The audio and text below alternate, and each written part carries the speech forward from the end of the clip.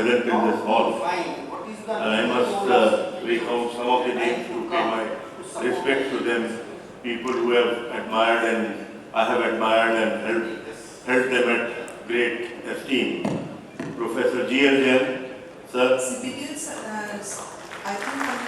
Dr. Mahajan, Mr. K.G. Anand, Professor Shukla, Professor Rana De, Dr. Ajay Deshpande, Mr. Ranpal Dhanda, Divya Gulati, all the office bearers and members of VIP. I am so grateful to VIP for inviting me in their second symposium. I happen to be one of the speakers in their first, and I can see the amount of great work these people have done. So thank you very much, all of you. I think before I start my presentation, I want to tell you this photograph on the presentation is very, very symbolic. So this is an art called Ghibli art. It started in Japan. And you know, in the 80s what people used to do, they used to paint by hand, frame after frame. And then they will film it and make a film out of it. This is the story of our industry also, how we started. And today, this art is done by AI. In a minute, they produce a film which is almost 10 minutes long. And quickly it is painted by artificial intelligence. So I think that is the transition this industry has made. Most of the states they have not followed them. Correct. So guys, congratulate yourselves because you have done extremely well. You have, I think, I don't know about a lot of sectors in the tech industry, but as far as brick and mortar industry and traditional industries are concerned, you have beaten all the records. So this is your performance, guys. The population has grown from 2000 to 2024 at about 37%. Food grain 69%, fruits and vegetables 133%. Milk has doubled, fish has doubled, eggs have almost tripled. Poultry, just see, whopping 10 times. This is the performance you have, and it is still unstoppable. While population will increase by 4-5%, food grains will increase by 14% in next 5 years. Fish by 61%, eggs by 69%, and you all will increase the size of the industry by another 6 million tons or so in next 5-6 years. Come rain, come storm, come diseases, come bird flu, come volatility of prices, I think this is a very, very formidable performance. So I congratulate all of you for that, and I think you all deserve a big round of applause. One thing which I wanted to bring to the fore immediately is that all of you expect me to talk about marketing, talk about what is happening in the industry. But this is a revolution which is taking over this country as far as FMCG industry, food industry is concerned. So you can see that distribution is getting democratized. Now the advantage of distribution getting democratized is you can consider distribution as a big network of high-speed highways in this country. Even if you are a small producer in a small place, in wherever you are in this country, you can latch on to e-commerce and quick commerce, and your products will be distributed throughout the country. Look at what Amazon has done to small entrepreneurship. Look at what quick commerce is doing to small dark stores. You can see number of dark stores are now 5,500. They will grow by 20% in next 1 year. Users from 26 million right now for quick commerce will go to about 60 million. Almost 1/3 of the country will be using quick commerce. And just see the gross value in billions, $3.3 billion to $5 billion in 1 year. It will double in next 5 years. We are seeing massive growth rate in categories which can be sustained in ambient temperature. I repeat, ambient temperature. They are still not cracked big time how they do about chilled and frozen sector, but they will do it because all this is a function of scale. So my sense is why this chart is important for this industry is because our product offering will have to change to cater to this distribution also, because this is growing so fast and becoming so formidable that it will be difficult to ignore. The other thing which I wanted to point out, and Minister Saab is also there, I would say that this industry is getting step-motherly treatment. At current prices from FY15 to FY24, the normal agriculture doubled, but animal agriculture tripled. You can see growth at constant prices in last 10 years has been 2.7% and at 7.5% as far as animal agriculture is concerned. We are not very far from time when our salience will be 50-50, and I may be wrong by a year. By 2030, by 2031, I have a feeling that animal agriculture, pure agriculture will be there. But look at the allocation of funds. There was a webinar, I think, organized by Ministry of Animal Husbandry a few weeks ago, where I happened to be the only speaker from private sector. And Honorable Prime Minister also addressed their webinar, and I've never seen so many people in one frame in WebEx, which I saw. So it was very well attended.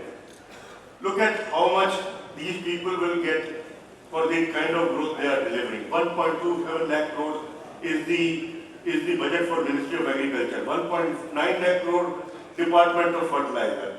And you cannot imagine the amount of other subsidies which are given in agriculture. What is our budget? Ministry of Animal Husbandry and Fisheries, 7,000 crores.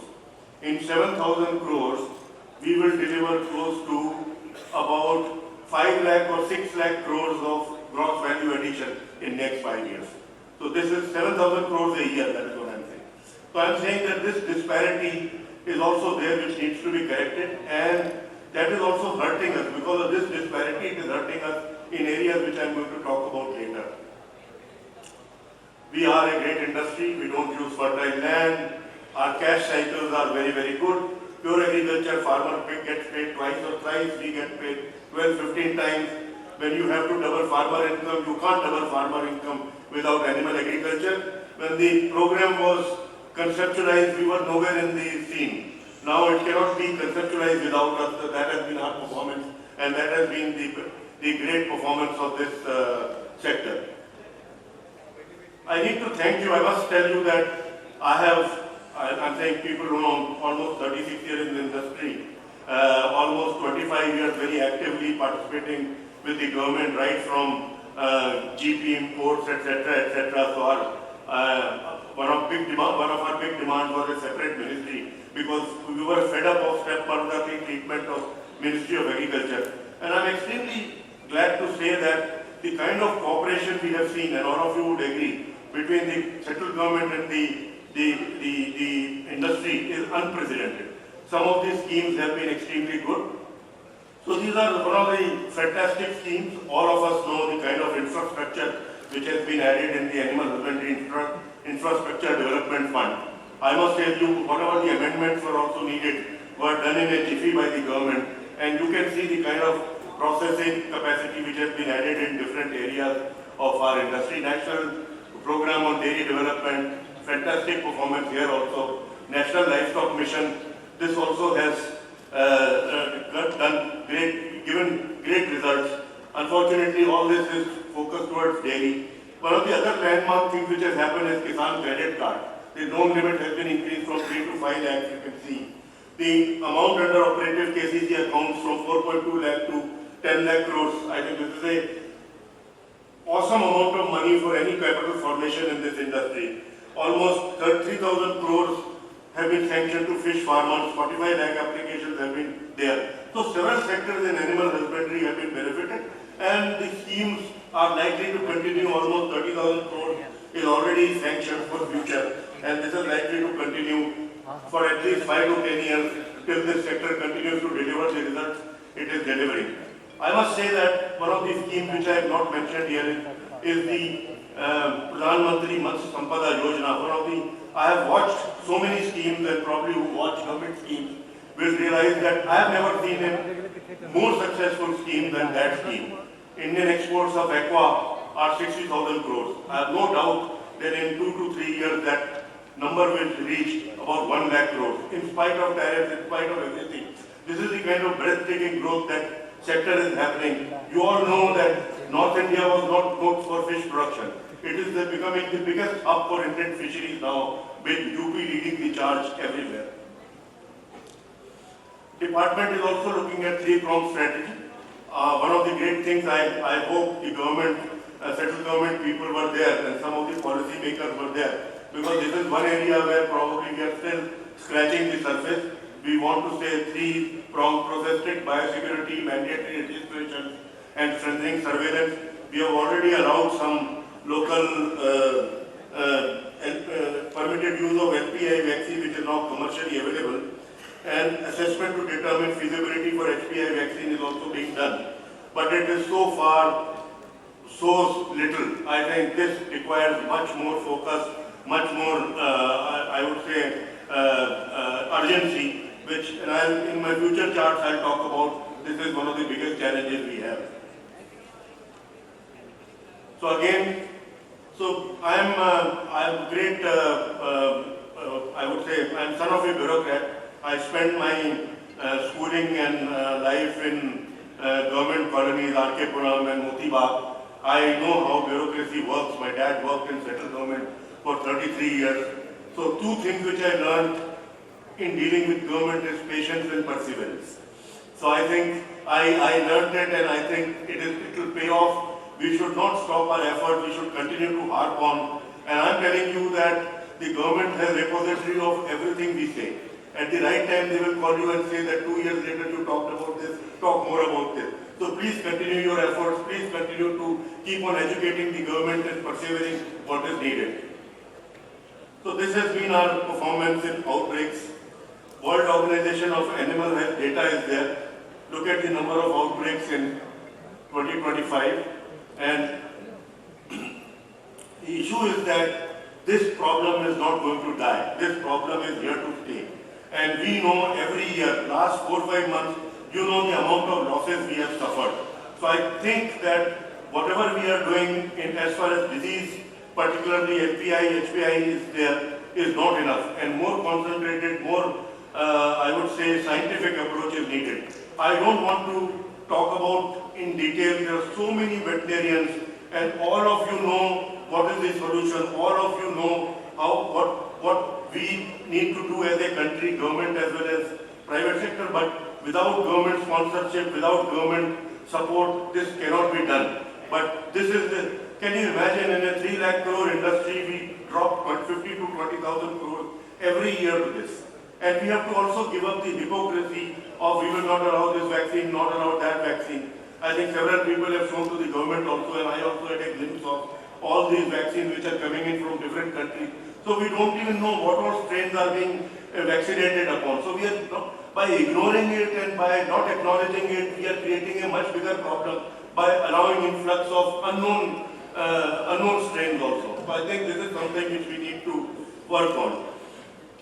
But I must tell you that I am again perseverance story. At one time when bird flu came, we were refusing to acknowledge it, this bird flu.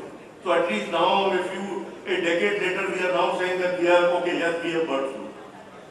So this is what some other countries are doing, which is most important. I am saying that this is an important part of food chain. This is most important protein right now in this country. I am saying, how can we ignore this industry? Investments are critical. USDA has announced 1 billion towards H5N1 efforts. 100 million they have marked for vaccine research. Look at, speed is necessary. In Brazil detects first Newcastle disease on 17 July 24.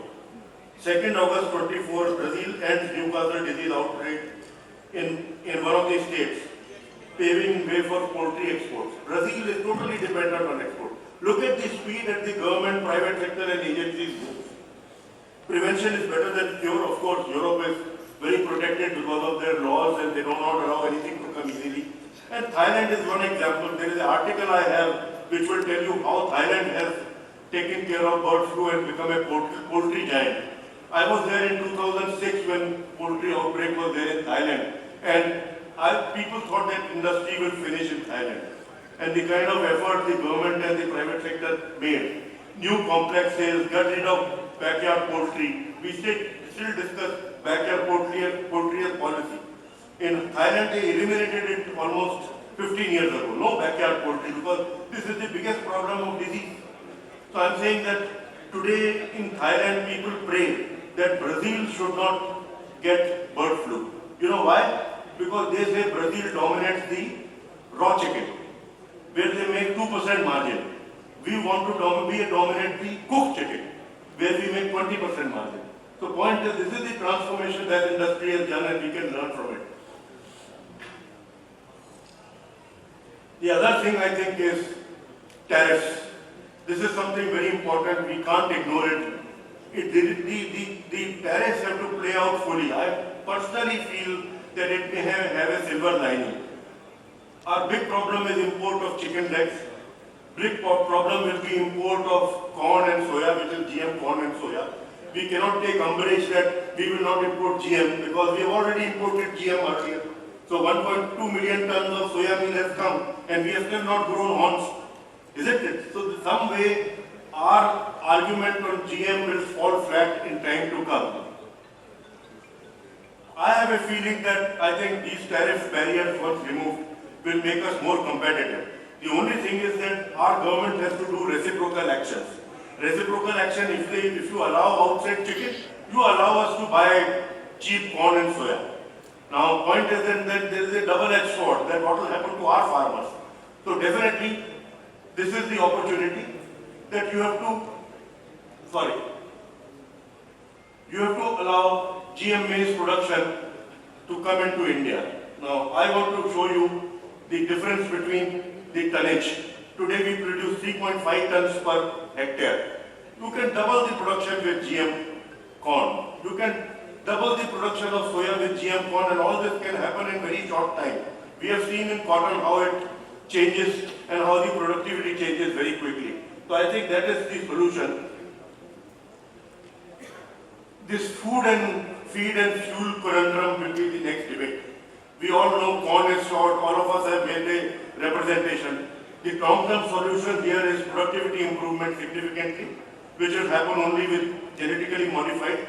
The short term, everybody has given that suggestion that you import GM corn and give it to ethanol. That can be a very, very viable solution. So I think government knows the problem, government knows the solution. The only thing we have to act now, because solution is going to become big, problem is going to become bigger and bigger. What will you do? We will release rice for ethanol, or we will start importing sorghum or other things. But point is, if you allow our farmers to grow GM, their productivity will double, their income will double, prosperity will double. So I think we should do that. How we can do that?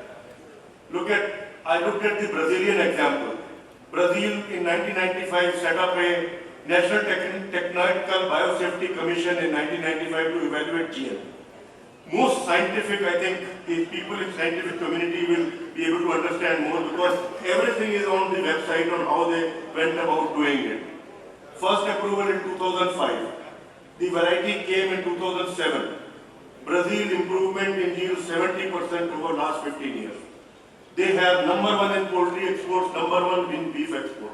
Because critical raw material in both these things was corn. So this is the kind of work other countries have done. We also have the wherewithal to do it. I think we have to drop this anti-GM approach which is promoted by a lot of secretly funded NGOs from wherever to probably adopt this and give relief to our farmers and relief to our industry.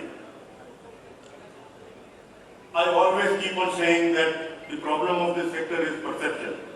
Minister साहब एक बार मैं हरियाणा में मेरा ननिहाल है एक बार poultry India की conference में मैंने कहा था कि भाई हम जो हैं इस इंडस्ट्री के कानून हैं कि कोई भी गड़बड़ होती है हम पकड़े जाते हैं तो ये प्रॉब्लम है चाहे चिकनगुनिया है हमारी सेल गिर जाएगी बर्ड फ्लू है हमारी सेल गिर जाएगी कुछ भी हो हमारी सेल गिर जाएगी और we are the favourite bashing boy I am so glad that so many associations including VIP have done so much to counter this.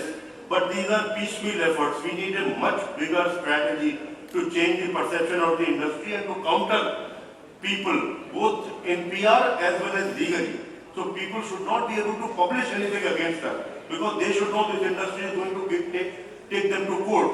And I think that is the effort which we are going to do. I am very glad to say that one Confederation of Indian Poultry Association is being formed.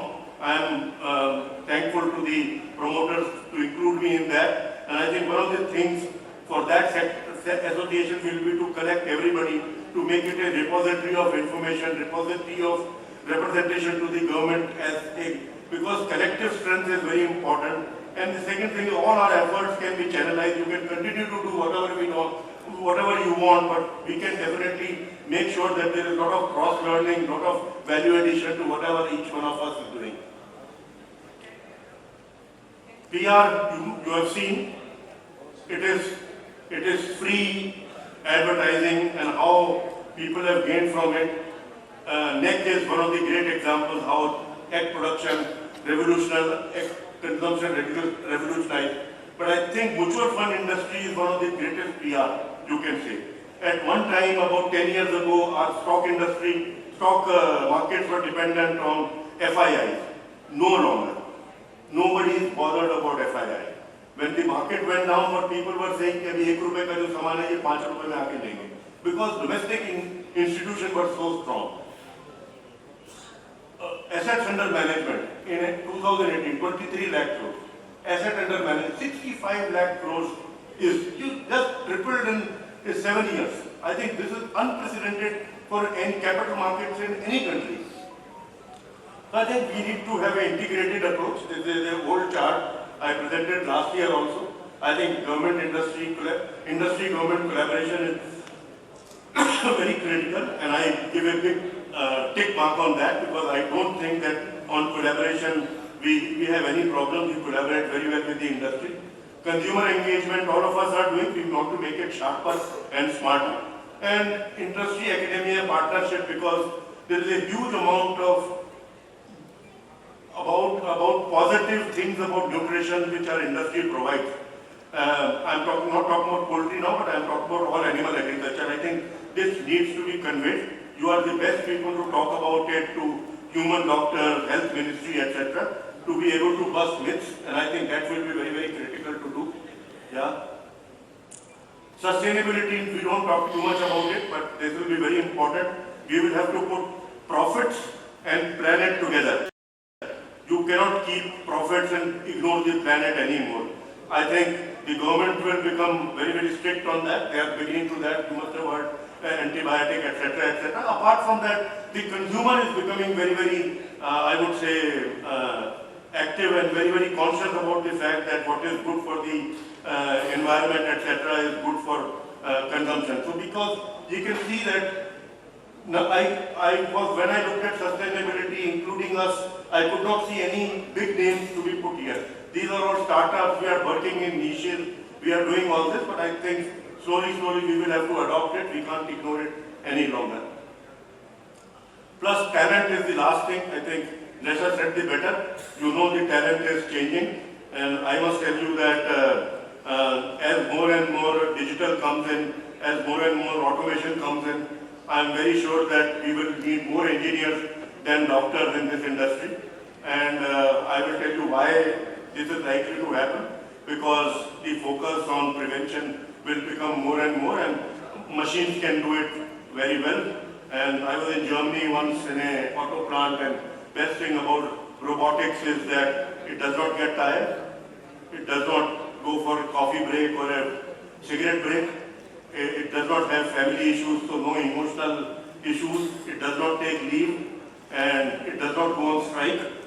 So there are so many benefits which robotic has. So I am saying that is likely to happen in our industry also.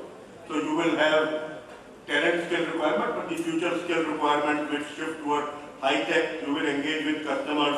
You will engage with birds also digitally. You must remember that. I think probably the cameras will watch the birds rather than us, which is happening at most of the places. And I think Suresh is going to make presentation.